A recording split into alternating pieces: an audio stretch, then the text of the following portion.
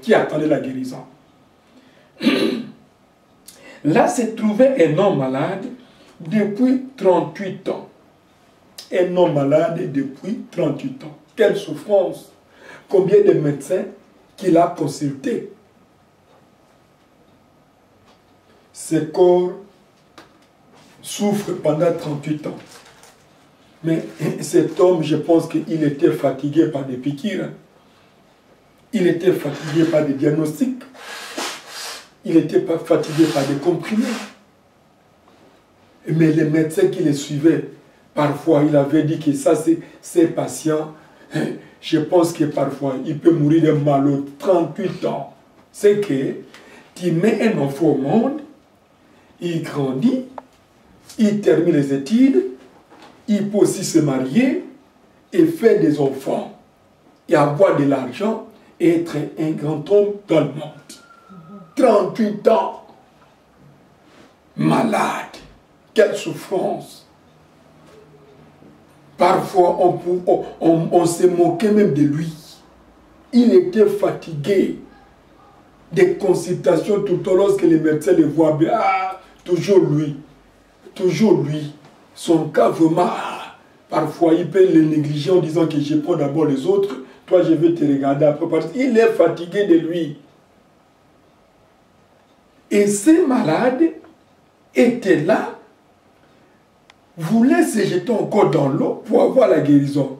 Et qui pourra les jeter dans l'eau? 38 ans fatigués, les jambes fatiguées, les corps fatigués. Jésus l'ayant vu couché, et sachant qu'il était malade depuis longtemps, lui dit, veux-tu être guéri? Lorsque Christ est descendu dans cette piscine, il a vu cet homme malade pendant 38 ans. Il savait qu'il était fatigué. Bien-aimé, il n'y a que Dieu qui connaît la pensée de l'homme. Il n'y a que Dieu qui connaît votre souci. Il n'y a que Dieu qui connaît votre préoccupation. Il y avait des aveugles dans chaque portique. Il y avait des malades dans chaque portique. Mais personne n'a pas pu oser que comme toi qui as fait 38 ans, on te laisse d'abord vous passer devant, tomber, après que l'ange puisse s'agiter, nous allons tomber par après. Non. Non, personne n'a eu pitié de lui. Il n'y a que Christ qui est le bon berger, qui a eu pitié de cet homme-là. Il lui a posé la question, que veux-tu? Écoutez la question de Christ. Jésus l'ayant vu couché, et sachant qu'il était malade depuis longtemps, lui dit, veux-tu être guéri? Il a posé la question à ses patients. Veux-tu être guéri? Écoutez la réponse de la personne.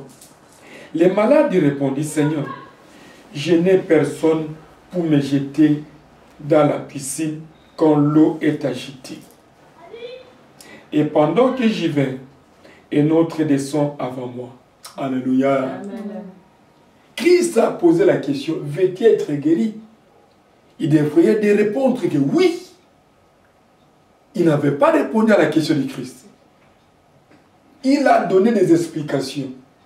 Il y a beaucoup de chrétiens qui donnent des explications à la place de répondre aux besoins de l'heure. Alléluia. Est-ce que vous êtes d'accord avec moi? Beaucoup de chrétiens qui se lamentent, mais à la place de se confier à la parole, non. Veux-tu être guéri? Oh Seigneur, je n'ai personne qui peut me jeter dans l'eau. Ce n'était pas la réponse que Christ attendait. Christ attendait oui et non. On peut te poser la question cet après-midi. Veux-tu être béni? Oui, je cherche le boulot. Non. Il faut accepter que oui, c'est tout. Tu t'arrêtes là. Le reste, c'est Dieu qui va t'accompagner par des signes et par des prodiges. Alléluia. C'est ce qui s'est passé. Et lève-toi, lui dit Jésus, prends ton lit et marche. Et Christ l'a ordonné, lève-toi maintenant. À la place de les jeter dans l'eau, il a donné des ordres. Ça sont beaucoup de révélations qui sont ici. Suivez-moi attentivement. Il a fallu que Christ pour les jeter dans l'eau. afin qu'ils puissent recevoir la guérison. Mais Christ a changé le processus de la guérison. Amen. Il a dit, lève-toi et prends ton lit et marche. Aussitôt cet homme fut guéri, il prend son lit et marcha. C'était un jour de sabbat. Les Juifs dirent donc à celui qui était guéri, c'est le sabbat. Il n'est pas permis d'emporter ton lit. Alléluia. Amen. Je voudrais décortiquer ce contexte. La piscine. Dans la piscine, il y a de l'eau. L'eau est l'image de la parole de Dieu. Amen. Amen. L'ange qui descendait pour bouger l'eau, c'est la présence du Saint-Esprit. Tout le monde qui vient dans la piscine, qui est l'image de l'Église, et qui écoute la parole de Dieu attentivement, et que cette parole est saisie par la puissance du Saint-Esprit, aura la solution. Alléluia. Amen. Aura la guérison. Il y a beaucoup de gens qui viennent à l'église, ils viennent, ils écoutent bien, mais la parole de Dieu ne fait pas les effets dans son corps. Ça, c'est un danger. Lorsque tu viens à l'église, c'est pour être sauvé. Lorsque tu viens à l'église, c'est pour recevoir de la part de l'Éternel. Et lorsque tu viens à l'église, il faut répondre de la manière dont Dieu te pose la question. Ne cherchez pas des échappatoires. Ne se lamentez pas. Beaucoup de chrétiens se lamentent, mais ils ne font pas leur faire part à Christ leurs besoins. Ils se lamentent, oh, moi je suis ceci, oh je suis. Mais la Bible dit, venez à moi, vous tous qui êtes fatigués, remets ton soin à l'Éternel et il prendra soin de toi. Et Christ lui-même, c'est le roi de la piscine. C'est lui-même la parole. Amen. Alléluia. Amen. Il a donné seulement les ordres. Lève-toi, prends ton lit et marche. Ce qui a fait le miracle auprès de cet homme, c'était quoi? L'acte de la foi qu'il a mis la parole de Dieu en pratique. Si tu ne mets pas la parole de Dieu en pratique, c'est difficile de voir le miracle de Dieu. De prime abord, l'homme qui était malade a dit au Seigneur, je n'ai personne pour me jeter dans l'eau. Oh, Christ l'a posé la question, veux-tu être guéri?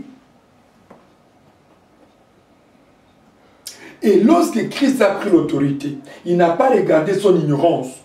Il a pris l'autorité en s'imposant contre la maladie.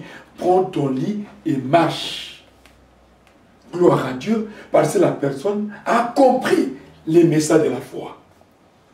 Il a profité de cette opportunité de prendre son lit. Les miracles s'opèrent lorsque tu mets la parole de Dieu que vous écoutez en application. Si vous ne mettez pas ce que vous écoutez en application, le miracle ne viendra pas. Et cet homme était guéri les jours de sabbat. Les autres ont toujours cru que les sabbats c'est les samedis, non?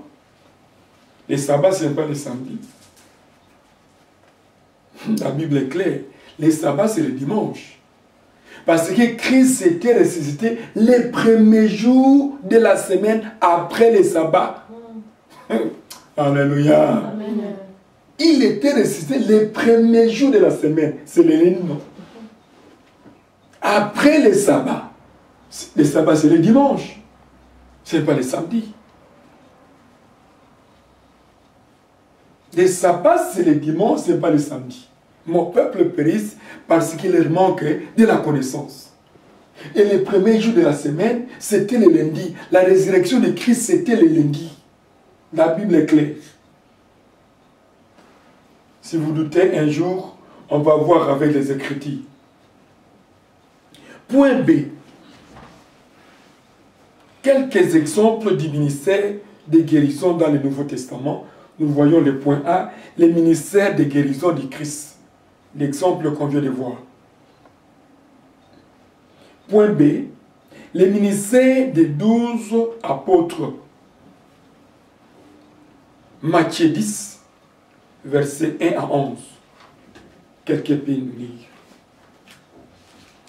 Christ est l'auteur du sabbat. Il peut guérir les gens n'importe quel moment. Après, excusez-moi, vous avez l'anglais les ministères de Christ, de la guérison de Christ.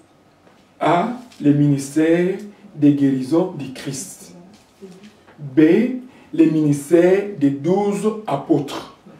Okay. Jean chapitre 13. Matthieu 10, 1 à 11.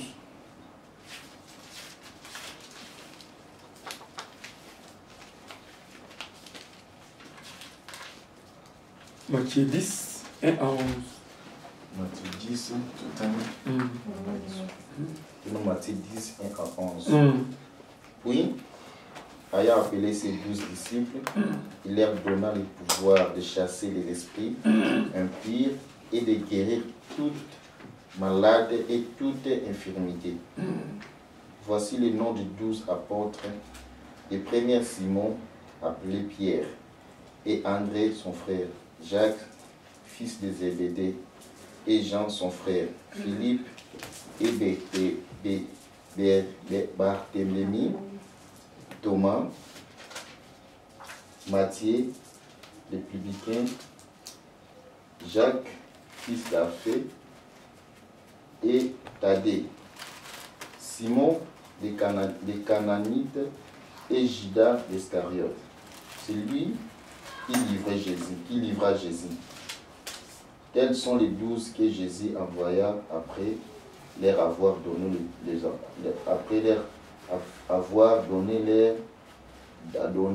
les envoya auprès de leur avoir donné les instructions suivantes.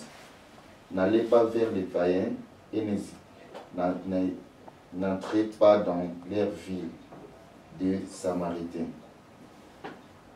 Allez plutôt vers les brebis perdues et de la maison d'Israël. Allez prêcher et dites, le royaume des cieux est proche. Guérissez les malades, ressuscitez les morts, purifiez les lèpres, chassez les démons. Vous avez reçu gratuitement, donné gratuitement. Amen.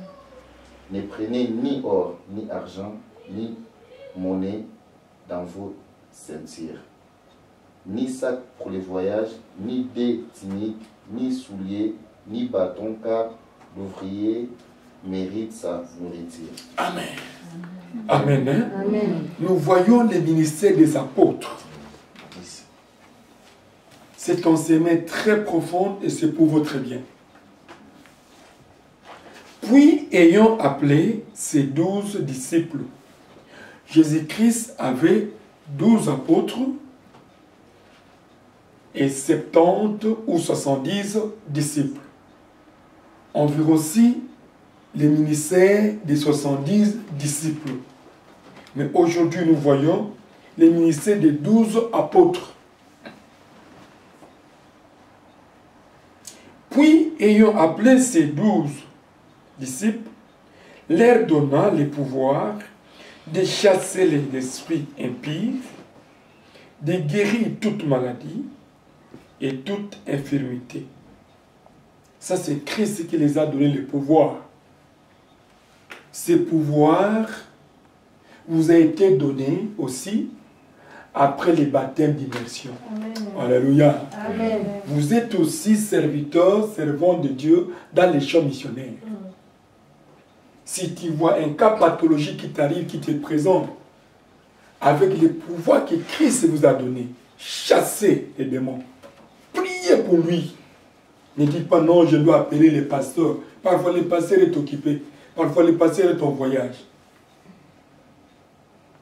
Amen. Voici les noms des 12 apôtres. Le premier Simon, appelé Pierre, et André, son frère, Jacques, fils de Zébédée, et Jean, son frère, Philippe et Barthélemy, Thomas,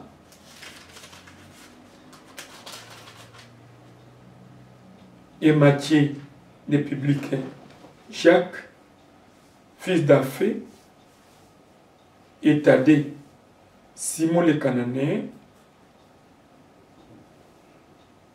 les Canaanites et Judas l'Iscariote, c'est lui qui livrera Jésus. Tels sont les 12 que Jésus envoya après les avoir donné les instructions suivantes. N'allez pas vers les païens, allons petit à petit. Ici, nous voyons les 12 apôtres, les 12 disciples sont devenus les 12 apôtres dans le ministère de Jésus-Christ. Amen. Amen. Parce qu'ils ont demeuré avec Christ dans les enseignements. Et parmi, je voudrais vous révéler quelque chose. Parmi ces 12 apôtres, parmi ces apôtres, il y a aussi des frères de Jésus-Christ. Ne vous y trompez pas. Christ, après avoir été né, Marie a fait des enfants avec Joseph. C'est ce que beaucoup des enfants de Dieu ignorent. Christ a des frères. Dans son humanité. Lorsque je parle dans son humanité, étant qu'être humain, après la naissance de Jésus, Marie a continué le foyer avec Joseph, son mari, et Joseph a fait aussi des enfants. Et dans son humanité, Christ avait des frères. Et ses frères étaient ensemble dans l'évangile. Alléluia. C'est pourquoi lorsque tu te convertis, ne laisse pas tes frères. Christ n'a pas abandonné ses frères. Jacques, c'est son frère. Simon, c'est son frère. Je vais vous donner prochainement la liste des frères de Jésus-Christ. Parfois, vous ignorez. Vous les appelez tous les apôtres, les hommes, bien sûr. Mais parmi les apôtres de Christ, il y avait des frères qui sont nés après Christ. Que Marie a né avec Joseph, a mis au monde avec Joseph. Tels sont les 12 que Jésus envoya après leur avoir donné les instructions suivantes. N'allez pas vers les païens et n'entrez pas dans leur ville des Samaritains. N'allez pas vers les païens. Le monde du paganisme, c'est un monde horrible. Nous connaissons tous. Vous et moi, nous sommes dans l'église. Dans le monde des païens, ils sont en train de boire.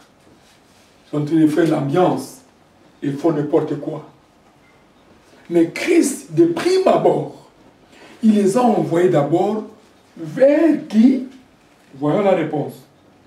Allez plutôt vers les brebis perdues de la maison d'Israël. Alléluia. C'est pour cette raison, l'évangile doit commencer d'abord dans votre famille propre. Les brebis perdues dans la maison d'Israël. Il faut commencer l'évangile dans votre maison avant de sortir ailleurs. Ne restez pas singleton toi-même croyant parmi tes frères qui sont des soulards, qui ne veulent pas se convertir. Non. Il faut les prêcher, quelle que soit leur incrédulité, quel que soit leur comportement. L'essentiel que cette semence va s'exploser un jour. Je donne mon exemple. Je suis dans une grande famille, il y a beaucoup de garçons, des grands frères, des petites sœurs, des petits frères. Mais lorsque j'ai annoncé la parole de Dieu à mes grands frères, qui étaient des hommes d'affaires, qui avaient des pognons, les autres qui étaient aussi ici en Europe, sont entrés, ils me voyaient. Mais c'est petit, qu'est-ce qui ne va pas? C'est quoi ça? Hein? Qu'est-ce que vous nous dites? On doit quitter catholique pour te suivre. J'ai dit non. Mon souci est d'accepter ce Dieu que moi j'ai reçu. Mais qui te dit que nous ne prions pas? Nous prions. Après avoir prié, on prend notre bière, on fait les ambiances et tout. Je dis, Yaya, mais permettez-moi d'écouter ne fût-ce que ce que je prononce de la part du Seigneur. Les autres parfois m'écoutaient, les autres parfois me minimisaient. Pourquoi? Parce qu'ils me voyaient que je suis leur petit frère. Et s'il s'agissait d'un deuil familial, Lorsqu'il commence à lire la Bible, oh, voilà, il a commencé la folie. Ça soit ça. Personne ne m'écoutait. Mais au moment où nous parlons, Dieu a fait grâce. Parmi mes grands frères, beaucoup se sont convertis. Les autres sont devenus des pasteurs. Les autres sont devenus des serviteurs. Il y a mon oncle qui est devenu un grand pasteur à Kingawa. Mon grand frère qui est le pasteur de l'église de Mbinza, c'est le ministère même. Et l'autre grand frère prie chez Coutino dans son église. Il y a tant d'autres. Pourquoi? J'ai semé et lui-même, Christ, a fait son travail de la croix. Alléluia. Il faut d'abord commencer par Jérusalem. Il a dit, allez vers les brebis perdues de la maison d'Israël. Il n'a pas dit d'aller seulement dans le monde vers les païens. Non. Vers les brebis perdues de la maison d'Israël. Donc, dans la maison d'Israël, il y avait d'autres qui étaient perdus. Allez d'abord les enseigner, les gagner, afin qu'ils soient récupérés dans la maison. Dans votre maison, enseignez d'abord, même tous ceux qui sont sortis de la vraie doctrine, amenez-les, ramenez-les dans la foi. C'est ça le devoir que nous avons. Parce que Dieu va nous demander au jour-là, ce jour-là, les sons de nos frères. J'étais élevé comme serviteur. Qu'est-ce que tu as fait pour tes frères? Moi, j'ai prêché ma mère, j'ai prêché mon père avant de mourir. Je l'ai fait recevoir le Seigneur. Écoutez. Allez, prêchez et dites, le royaume des cieux est proche. Il a donné aux apôtres 3 verbes. Verbe aller. Deuxième personne du pluriel. Il a envoyé tout le monde. Nous devons aller, en sortant de l'église, à travers ces messages, allez aussi partager ce que vous avez reçu. Alléluia. C'est ton moment-là qui verra la grâce de Dieu. C'est ton moment qui verra les miracles de Dieu. C'est ton moment-là, les dons que Dieu a donné dans ta vie, a mis en toi, va se manifester. Allez. Une recommandation impérative. Ce n'est pas seulement au pasteur, c'est à tout le monde. À quiconque qui croit au Seigneur doit aller. Aller où? La réponse est dans le second verbe. Prêcher. Nous devons aller prêcher.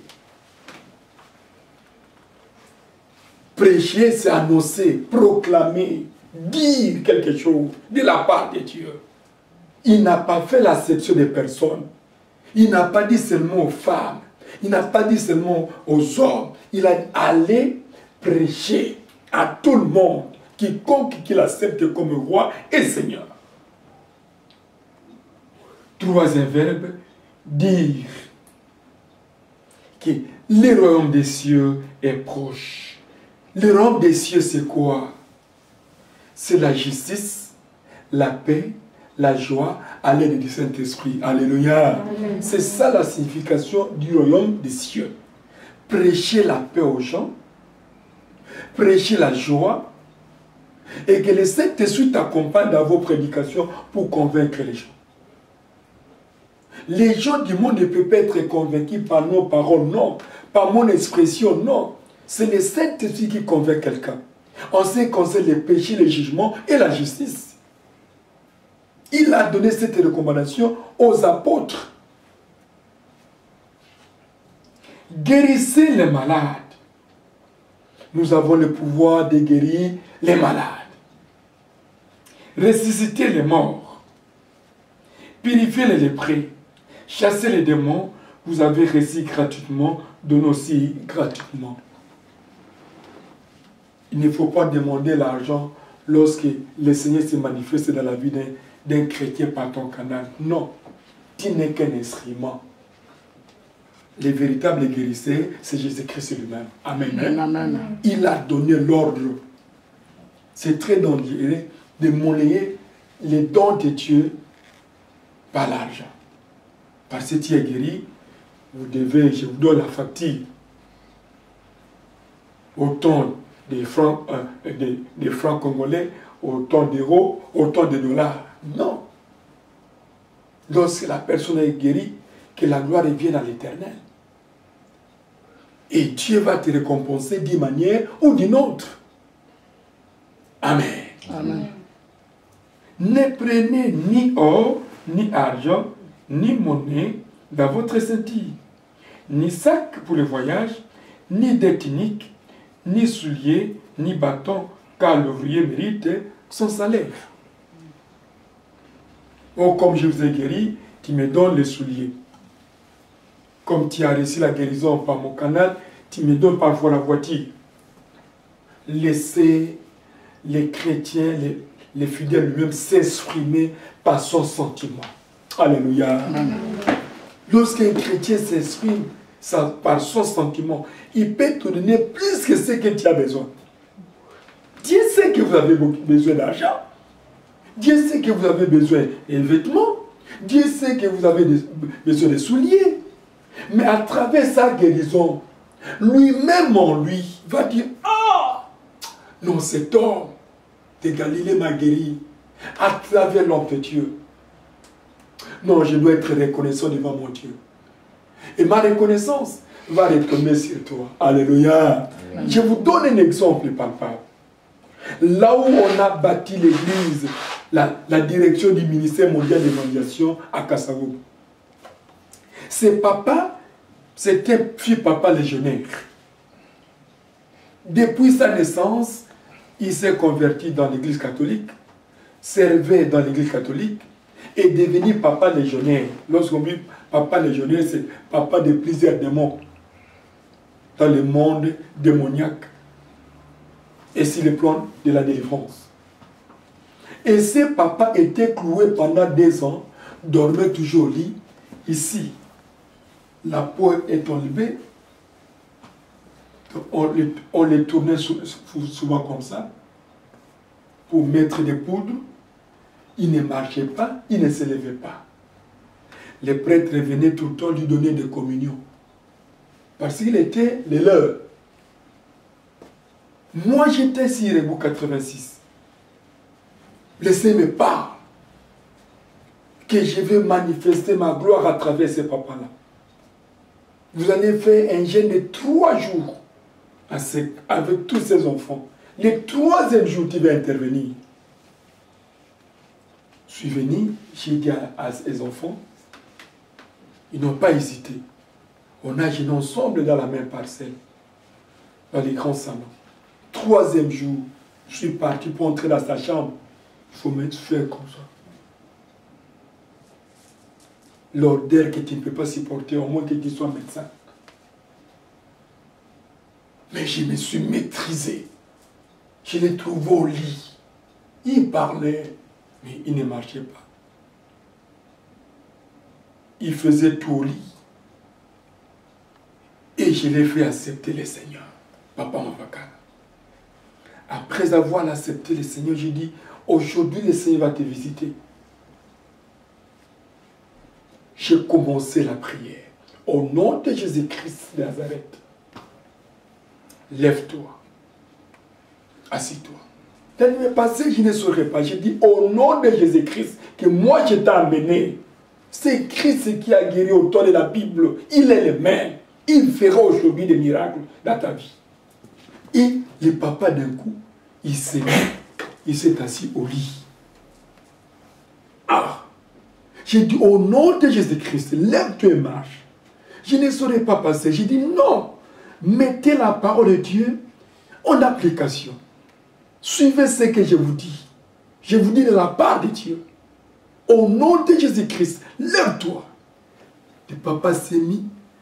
À un moment donné, il est tombé encore. J'ai dit, non, aujourd'hui c'est ton jour. Dieu va te ranimer tes pieds. Lève-toi. Il s'est levé. Et j'ai dit, marche. Et il a commencé à marcher. Il a commencé à marcher. Bien-aimé, c'était vers 7 heures que la délivrance a pris fin. Le papa est sorti jusqu'à l'extérieur.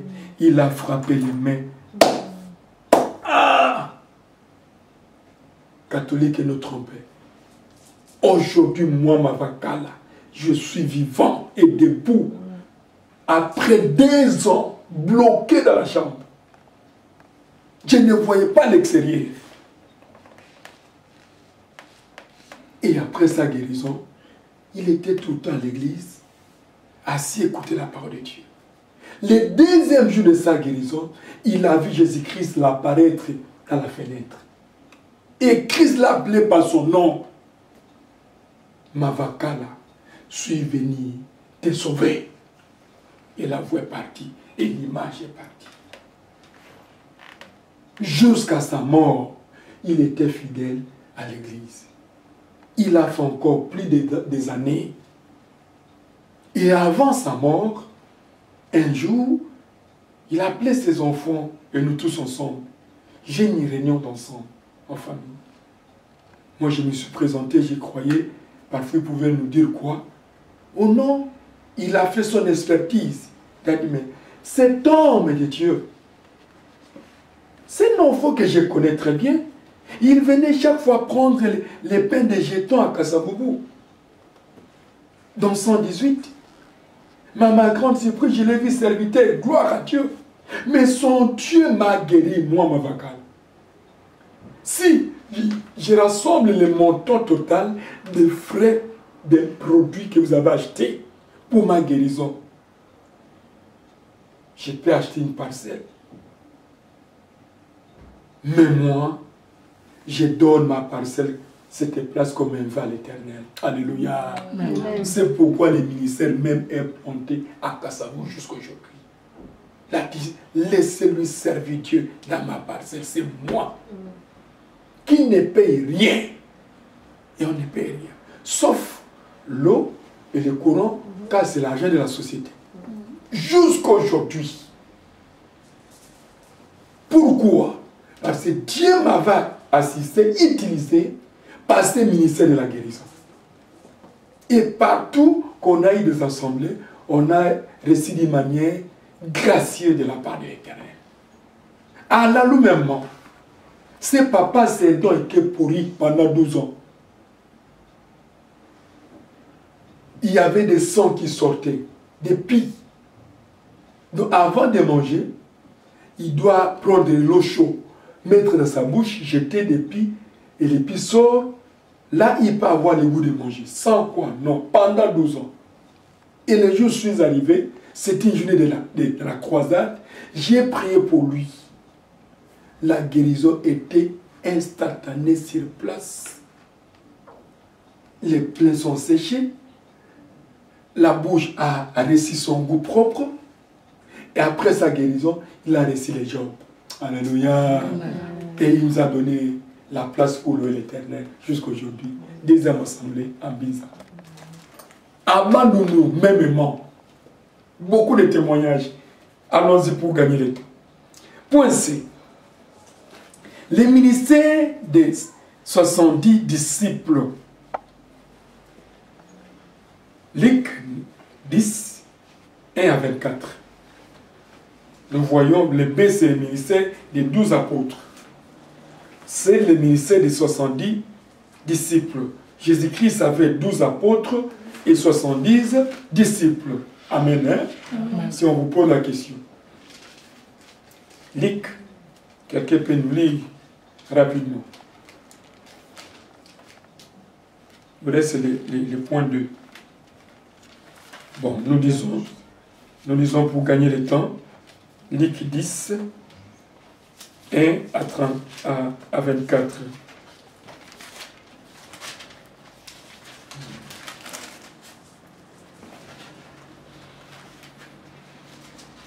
Après cela, le Seigneur désigna encore 70 autres disciples et il les envoya des années devant lui dans toutes les villes et dans tous les lieux où lui-même devait aller. Amen. Amen. Donc il a confié sa mission aux 12 70 disciples. Christ avait 12 apôtres et 70 disciples. Et il les a envoyés dans les lieux que Christ pouvait aller pour travailler. Il leur dit, la moisson est grande, mais il y a peu d'ouvriers. Priez donc les maîtres de la moisson d'envoyer des ouvriers dans sa moisson. Oui, la moisson est grande. Et cette moisson, c'est le monde. Alléluia. Amen. Mais il y a peu d'ouvriers. Il y a peu de serviteurs. Si bien que nous disons qu'il y a beaucoup de pasteurs. Non. S'il y avait beaucoup de pasteurs, il y avait aussi beaucoup de convertis. On devrait planter des églises partout. En RDC, ça va un peu. Mais ici en France, le terrain évangélique est trop dur. Pourquoi? Parce que les autres qui ont reçu la grâce bien avant nous ont détourné beaucoup le peuple de Dieu. Hier, j'étais à la Réunion, ils ont parlé. Ceux qui étaient venus bien avant ont reçu cette grâce d'arriver ici en France. Ils ont détourné beaucoup des enfants de Dieu dans la vérité. Et ceux qui vivent avec la vraie parole, c'est difficile d'écouter ces messages. Oh, mais moi, j'ai prié. D'ailleurs, dans notre église là, il y avait beaucoup de gens. Mais moi, mais lui, qu'est-ce qu'il va nous donner? Ne sachant pas que lors de la fête de Cana, ils ont pris des boissons ivres bien avant. La boisson fraîche, sucrée, vient qu'après. Alléluia. Une révélation. C'est ça. Il les a envoyés. La moisson est si grande, mais il y a peu d'ouvriers. Là, je vous dis franchement, chrétien n'est pas évangélisé, comme tout autre. Ça finit. Il y a parfois, vous voyez, les autres qui prient loin. Mais cet espace-là, c'est resté pour qui?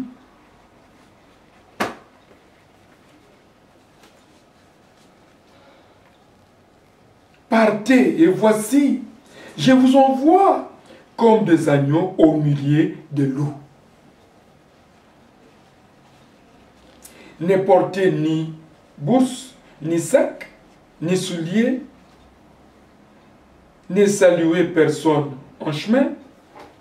Dans quelques maisons que vous entriez, dites d'abord que la paix soit sur cette maison. Je connais l'histoire très bien pour aller vite. Christ, lorsqu'il les avait envoyés, il les avait donné des instructions à faire. La mission de Dieu, c'est une mission qui a des instructions. Un enfant de Dieu doit marcher par les instructions de Dieu. Et nos instructions, nous recevons à l'aide du Saint-Esprit. Si tu marches corporellement, tu vas échouer. Parce qu'au milieu des loups, lorsque tu pars avec ta Bible, les loups te voient, les sorciers te voient, les impudiques te voient, les magiciens te voient.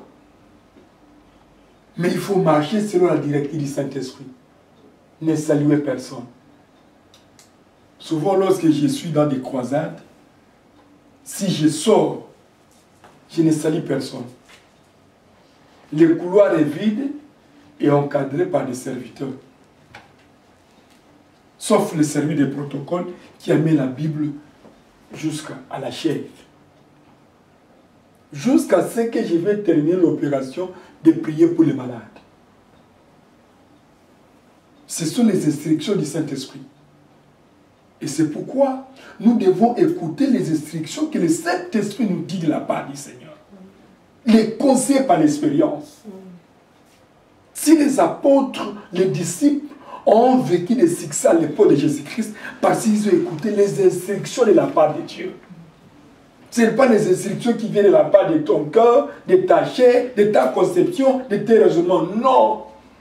Quand la Bible dit que personne ne puisse pas se voir sage devant ses propres yeux, demandez la sagesse divine. Amen. Amen. Et ils ont travaillé, ils ont parti, ils ont fait des grandes choses selon la recommandation de Dieu si vous descendez, parce que l'heure avance. Point 2 pour terminer. Les ministères de l'Église primitive, pendant les actes des apôtres maintenant. Actes 5, 12 à 16.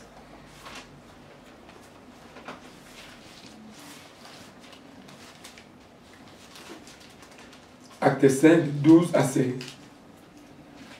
Beaucoup de miracles et de prodiges se faisaient au milieu du peuple par les mains des apôtres.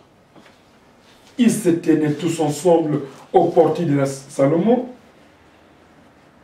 et aucun des autres n'osait se joindre à eux, mais le peuple les louait hautement. Le nombre de ceux qui croyaient au Seigneur, hommes et femmes, s'augmentait de plus en plus, en sorte qu'on apportait les malades dans les lits et qu'on les plaçait sur des lits et des couchettes, afin que lorsque Pierre passerait, son ombre au moins couvrit quelques d'eux. Alléluia. Amen. Ah non. La Bible nous dit bien, beaucoup de miracles se faisaient aux mains des apôtres. L'onction apostolique joue son rôle jusqu'aujourd'hui. J'ai toujours prêché en disant, s'il n'y a pas de miracle, le christianisme reste une religion. Or, ce que nous écoutons, c'est la parole de vie qui donne la solution, qui donne la guérison, qui donne la réponse à quiconque, en moins que toi tu minimises. Cette parole a des effets. La Bible nous dit la parole de Dieu c'est un marteau, c'est le souffle de Dieu. Et cette parole faisait des miracles au temps des apôtres.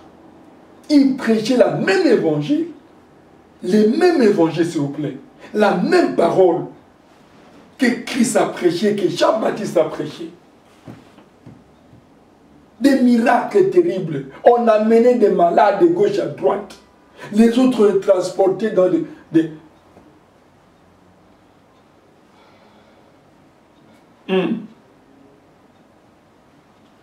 Beaucoup de miracles et de prodiges se faisaient au milieu des apôtres, au milieu du peuple, par les mains des apôtres.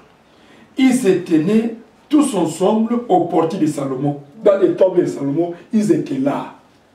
Et on amenait des miracles, des malades, et ils étaient tous guéris. Et aucun des autres n'osait se joindre à eux, mais le peuple les louait hautement. Le nombre de ceux qui croyaient au Seigneur, hommes et femmes, s'augmentait de jour en jour, en sorte qu'on apportait les malades dans des lits et qu'on les plaçait sur les lits et des couchettes. Des couchettes qui posent. Jusqu'à ce qu'on l'amène auprès des apôtres, on puisse prier pour eux. Les autres attendaient que l'ombre même de Pierre puisse toucher quelqu'un d'eux pour recevoir la guérison. Alléluia. Il faut se poser la question, mon frère et ma soeur. Tu es chrétien, tu t'es converti, tu as reçu le baptême d'immersion, tu as reçu le Saint-Esprit. Il faut demander à Dieu que ces miracles t'accompagnent aussi. Les apôtres étaient des hommes comme vous et moi. Ils n'étaient pas des hommes surnaturels, non. Ils avaient le sang, la force, la faiblesse, les sueurs comme vous et moi. Mais si tu ne vois pas les miracles de ta vie, pose-toi la question pourquoi. Alléluia. Amen. Pose-toi la question et sente en toi la révolte. Que le Seigneur nous bénisse. Amen. Fermons nos yeux.